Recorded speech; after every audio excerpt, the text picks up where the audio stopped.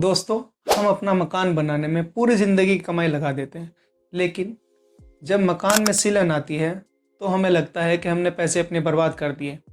सीलन आना मकान में एक आम समस्या हो गई है। हम देखते हैं ज़मीन से 3 या 4 फीट की हाइट तक सीलन दीवार को ऐसे खा लेती है जैसे कोई दीमक हो। लेकिन सीलन से हम छुटकारा पा सकते हैं। सीलन एक ऐसी बीमारी है जिसे हम हर साल पुट्टी करा करा के छिपाने की कोशिश करते हैं, लेकिन वो कभी नहीं छुपती, क्योंकि सीलन को हम कभी छुपा नहीं सकते। अगर सीलन का सोर्स ही ख़त्म ना हुआ तो हम सीलन कभी ख़त्म नहीं कर सकते। सीलन आने के मुख्यतः 3 बड़े कारण होते हैं। नंबर 1, ज़मीन का पानी दीवारों की थ्रू ऊपर चढ़ना।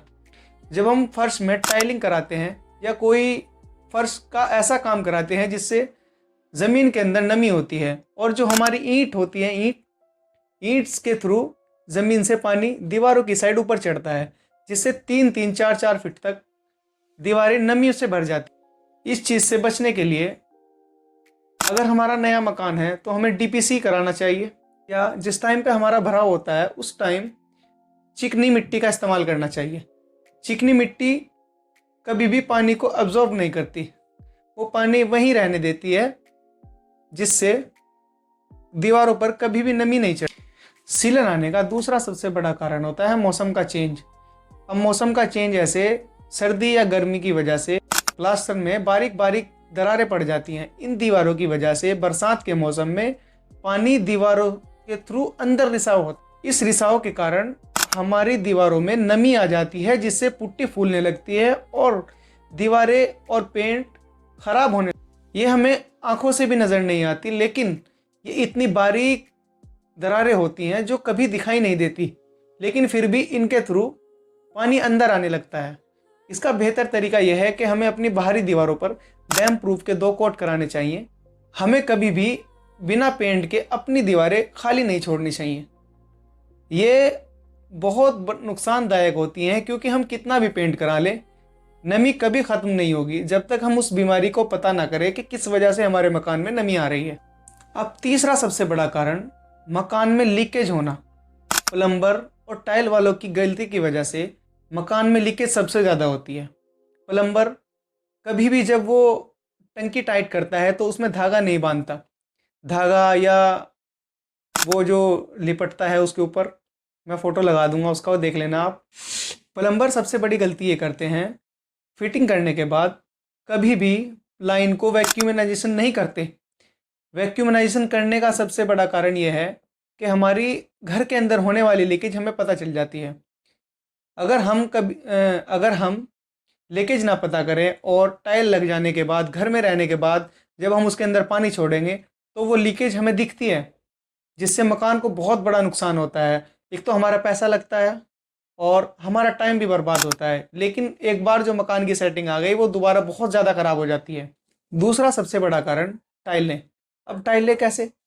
हमें बाथरूम के अंदर इपोक्सी करानी चाहिए। इपोक्सी कराने का सबसे बड़ा कारण यही है कि वो हार्ड हो जाती है, हार्ड, और टाइलों के अंदर बिल्कुल भी गैप नहीं रहता, जिससे पानी सीधा ड्रेनेज के अंदर जाता है। अगर हम ग्राउट भरा देते हैं, ग्राउट भी कुछ दिन 5-6 साल के बाद निकल जाता है, 2-3 महीने के बाद भी कभी कभी निकलने लगता है।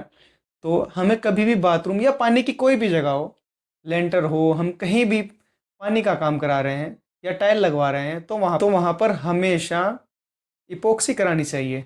या हम छत पर वाइट मार्बल लगा रहे हैं तो हमें उसमें मार्बल दाने की भराई करानी चाहिए हमारी। उससे कभी भी हमारी छत या बाथरूम में लीकेज नहीं होगी। अगर हम इन चीज़ों का, छोटी छोटी चीज़ों का ध्यान रखेंगे तो इंशाल्लाह हमारे मकान में कभी भी कोई नमी नहीं आएगी। सीलन एक ऐसी बीमारी है जिससे कोई नहीं बच सकता, लेकिन अगर हम छोटी छोटी बातों का ध्यान रखें तो सीलन से बचा भी जा सकता है।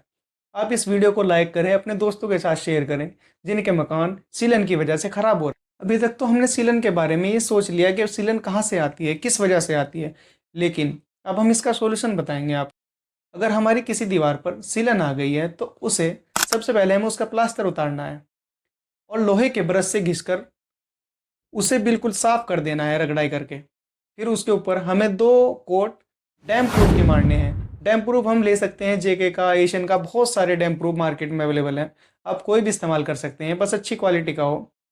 डैम प्रूफ करने के बाद प्लास्टर कराइए। प्लास्टर के बाद आप पेंट पुट्टी कुछ भी करा सकते हैं, लेकिन ध्यान रहे आपको सबसे पहले घिसाई करानी है, लोहे के ब्रुश से घिसाई करानी है उस दीवार की जहाँ पर हमारी नमी आई हुई है।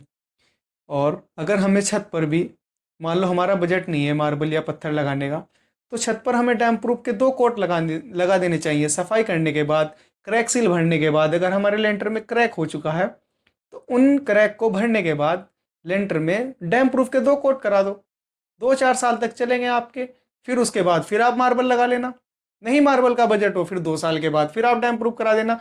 लेकिन अगर आपके मकान में सिलन आना स्टार्ट हो गया तो जो सरिया है ना अंदर का स्टील, वो जंग खाने लगता है। मान लो अगर आपके लाइफ मकान की लाइफ 50 साल है तो वो 20 साल रह जाएगी। इसलिए दोस्तों अपने मकान में हमेशा ध्यान रखना चाहिए कि कहाँ मेंटेनेंस है और कहाँ नहीं है। Thank you.